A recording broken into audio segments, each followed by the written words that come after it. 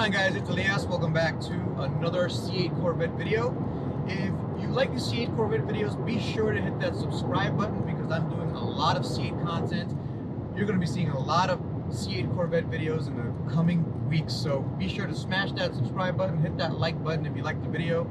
Let's get started on the 10 things that are actually annoying about owning the C8 Corvette.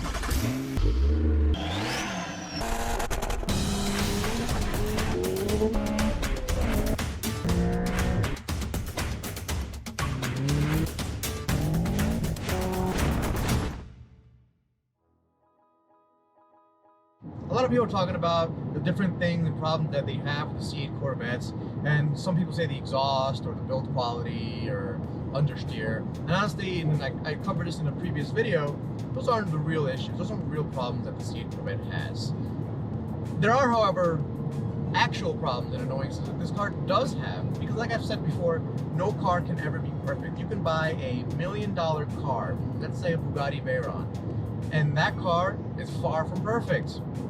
Even a billionaire will balk at the fact that each tire costs about $20,000 to replace. You're going to be replacing tires every once in a while, let's be honest. So no matter how much you spend, nothing is perfect. Everything has a compromise. That's something important to remember. And one of the first ones, as you can see right now, I'm trying to change lanes here, is the blind spots. Good Lord, the blind spot on these mid-engine cars are ridiculous.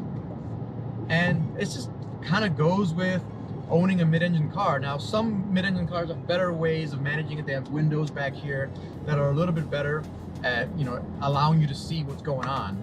But it's really difficult to get a mid-engine car to have good visibility back there.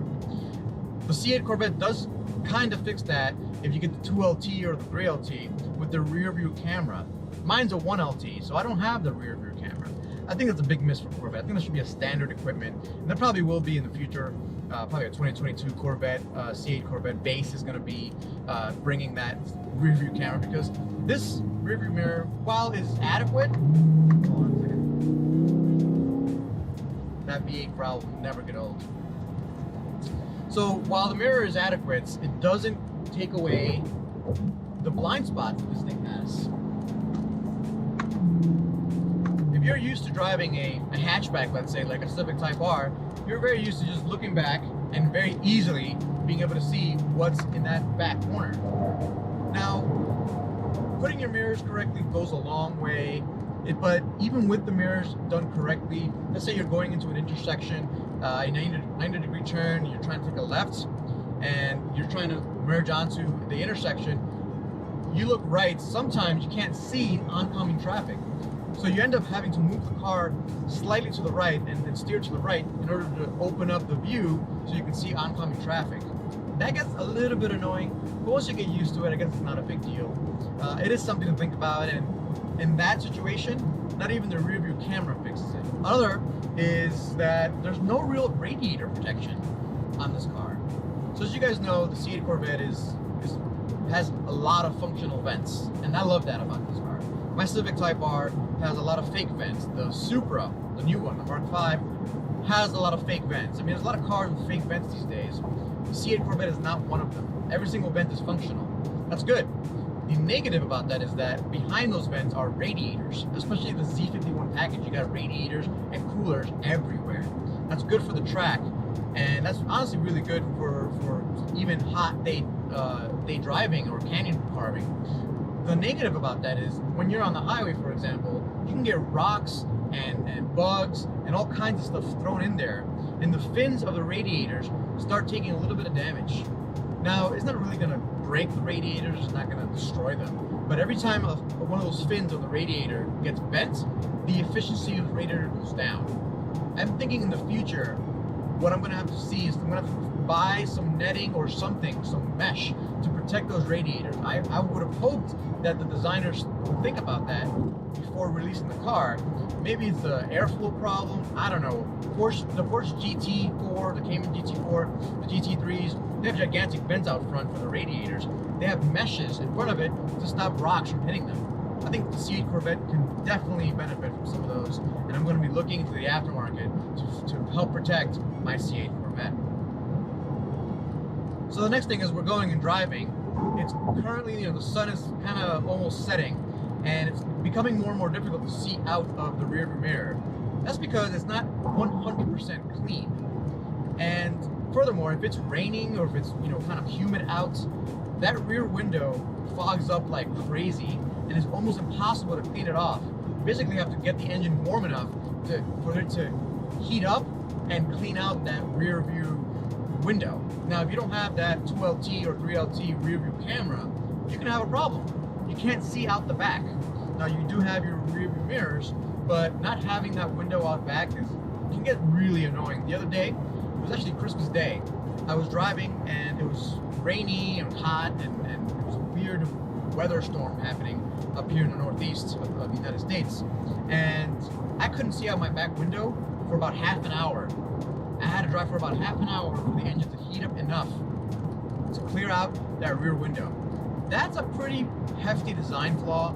I don't know how to fix that. I don't know if other Lamborghinis or other mid-engine cars have that. Let me know in the comments if they do. I'm not sure. This is my first mid-engine vehicle that I've ever owned. I love having it. Don't get me wrong, I wouldn't change it for the world. But it's just something that you have to keep in mind, that not even so if you don't have, especially if you don't have the rear view camera, you're gonna have a lot of problems with this. So how to fix it? Get the rear view camera, get the 2LT, and keep that rear window clean as well. You have to go kind of climb in there and kind of wipe it down with something. I use vinegar water mix to kind of just wipe it down. It's streakless, so it leaves those streaks on the rear window. That helps a lot. And then the engine cover itself also needs to be kept clean in order for you to be able to see back there. Now, the next few issues that I have with the car are going to be with the interior specifically. So I think the biggest miss, or the biggest issue that Corvette really needs to fix, and I don't know if the software fix will fix it. I don't know how to fix this problem, but it's when you're listening to the radio, which I don't really normally do. But if I am listening to the radio, I like to control the volume, and I like to control it with the buttons. I've been getting used to that since my BMW 335D that we bought, I don't know, 8 years ago now. So I'm so used to it that I'm just used to using the controls on the steering wheel. The problem is when you hit the controls on the steering wheel, it can take quite a long time for the radio to actually respond. That's kind of an issue. It should not take that long for you to hit the button and for the radio to respond to your inputs. Sometimes I hit the button and it's as if it didn't happen. That gets a little bit annoying. That gets very annoying all the time. And it's something that honestly you got to keep in mind. Sometimes I'll be listening to the radio, my wife will be talking to me, so I start lowering it, and it doesn't really get lowered. It kind of lags. There's a lot of lag between the button, and also the button itself, very chintzy, very plasticky. That's a huge design miss from the Corvette team. The next one is kind of weird, kind of interesting, and it's how you deal with your cell phone, right? So the designers designed the Corvette pretty well, I think, for it to be very driver-centric, but there's no real place to put the cell phone. I think I'm going to mount it right above my navigation screen, my radio screen. That's very well put in this car, but if you don't do that, it's kind of difficult to place it. And now behind the driver, there's a little cubby hole that if you have a 2LT or 3LT, it actually charges your phone for you. Trying to use that, it's almost impossible. You really can't, you have to really contortion yourself to get in there, and it's kind of annoying. So I tend to either not put it in there, and I put my phone in my cup holder, so I lose on my cup holder. Where if my wife's in the car with me, I take the phone and I put it back there, and I always tend to forget it. I forget my phone in the car, which I guess is not the biggest deal. It's just kind of annoying to you plug in the phone, you put Android Auto on or Apple CarPlay, you put it back there, and it's almost inaccessible, right? So if I have an issue, if I have a problem, if I want to put, if I want to take my phone with me, I forget it because it's hard to reach back there. If you guys have a C8 Corvette, you own a C8 Corvette, and you have a better solution on how to deal with your phone, how to plug your phone in, or how to mount your phone, let us know in the comments. I'd love to see your comments. I will take the best suggestions and I'll try them out, and I'll see which one's the best. So in the same kind of, in the same direction, in the same vein, there's no storage in the sports car. Now I know you guys are going to say, it's a sports car, there shouldn't be storage. But you know, if I want a sports car without any storage, I'll go back to my S2000. It's very exciting, it's very fun, and it's got absolutely no storage. I think it's got maybe cup holders. Actually, I don't think my AP1 even has cup holders. That's how no storage it is. But this car is more of a touring slash gentleman race car. That's what I'm calling it. It's kind of like a grand touring slash supercar that people are going to drive almost every day. They should be able to drive every day, especially the C8 Corvette base. I understand if it's the Z06, they shouldn't have cup holders at all, in my opinion. But if it's the actual base C8, the C8 Corvette that people are going to take on road trips, they should do a little bit of a better job with the storage. Now, in the C7 Corvette, you were able to open the back hatch, and you'd have tons of space back there. You can put coolers back there, you can reach back there, the wife can reach back there. There'd be no problem. In the C8 Corvette, though, there really isn't much. I mean, you get the two cup holders, you have one little cubby hole here, your cell phone storage, or a little cubby hole back there that's impossible to reach. Then you have your door pockets that are really shallow and tiny and almost unusable for anything. A little like change pocket here up front. Really not much at all. Now this next issue is actually a problem I didn't think I was going to have. Initially, when this car was released, people were harping on the fact that, oh, there's a wall of buttons. That's just terrible. I hate the way that all the HVAC buttons are all stacked up on top of each other. I thought they were wrong. I found it to be really, at least visually, pleasurable to see it all stacked up like that. The buttons themselves feel very high quality. Now, one of the biggest issues is that the buttons sometimes are hard to find which one I'm looking for. It's like, all right, well, I need to raise the temperature. I need to lower the temperature. I need to turn off the AC. I need to turn on the HVAC. So I've been finding that it's taken me a lot of time of me looking down at my wall of buttons in order for me to figure out which I need to hit in order to get the desired outcome. It's kind of annoying. It takes a little bit of time to get used to it, unfortunately.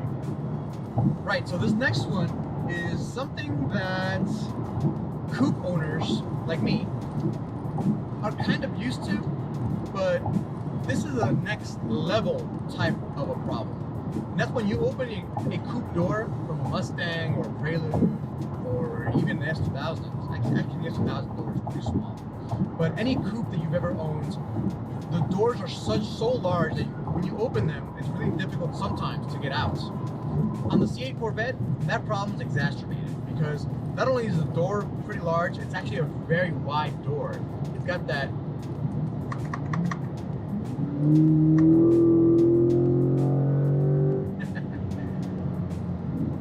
fellow Mustang owner enjoyed the C8 Corvette, so I had to do it. Anyway, back to the door. So it's got such a big overhang, plus it's got that aerodynamic wing over it, that it takes so much space and room to open the door. You really almost can't. If you go to a regular parking lot, you almost can't open the door as wide as you need to get out. I like my seat very close to the steering wheel. I like to have the 90-degree angle in my elbow in my sports cars, and so that's kind of how I keep everything. Having to get out makes it very difficult because your feet have to kind of stretch a weird way to get out of the door. You basically fall out of the car that way. Since the car is so low, it makes getting in and out extremely awkward and difficult. And I mean, it's a lot to do with the design of the door, the largeness of the door, the way that the cockpit's designed. All of that goes into effect, but I've been finding it kind of difficult to get in and out of the car, and that was not something I actually expected. I've been a coupe owner for a very long time, and I've been used to it, but this is another level for me to get used to. I guess Lambo doors would help a lot here, or even better, the Koenigsegg, the wing doors would be pretty awesome in this car. But the final two things that I'm going to mention are very minor. Most of these things I'm just almost nitpicking on the car. I love the car. If you guys think I missed any, put it down below in the comments. Let me know what I missed. If you guys disagree on any of my comments, again, I'd like to argue with you in the comment section, so I'll see you there. So let's go ahead and talk about the last two, and that's the placement of the exhausts and the design of the rear to accommodate for golf clubs. I always joke that golfing is probably one of the worst sports anybody to play. I'm not a golfer. I never will be. The fact that they designed that rear of the C8 Corvette to fit golf clubs is kind of annoying. I think that's almost an aside. The engineers also want to make sure that the roof is able to get back there. I don't know. And to design a car around golfing, I mean, I really just, I don't like their marketing. They're marketing to the wrong demographic. I'm definitely on the younger side of the demographic that buys these cars. Probably, you know, before the C8 Corvette, their demographic was 60 plus. I think it's getting better now with the C8 Corvette, but if they want to get younger and younger, they should really stop talking about golf when it comes to cars. And then the final one, again, very, very minor, but kind of annoying, and there is a really easy fix for this. It's when the engine goes into the V4 mode, so the active fuel management that this car has. It's very good for fuel economy. It can get you 25 to 30 sometimes miles per gallon. I don't really care about that. I don't really care about saving fuel. I'm in a sports car. I want to go fast. I want to enjoy the sounds and sights of the car. Whenever it kicks on to V4, it's almost indistinguishable. It's almost peerless and smooth, except for the noise it makes. It makes like a squeaky, weird intake noise whenever it does it, and then the engine ticks a whole lot more. There's a lot more ticking from the engine as you go along. That V4 sound, pretty terrible compared to the beautiful pushrod V8s. Small annoyance, I know, but it's something to keep in mind if you own or want to own a C8 Corvette. Alright guys, that really wraps up this video. It's a little bit long, but I wanted to put a lot of content out here for you, so you guys know exactly what you're getting into if you're buying a C8 Corvette. Let me know in the comments if I missed anything, if you disagree. I'd like to argue with you. If you liked the video, hit that like button. If you haven't yet, make sure you hit the subscribe button. And I'll catch you guys next time. Peace.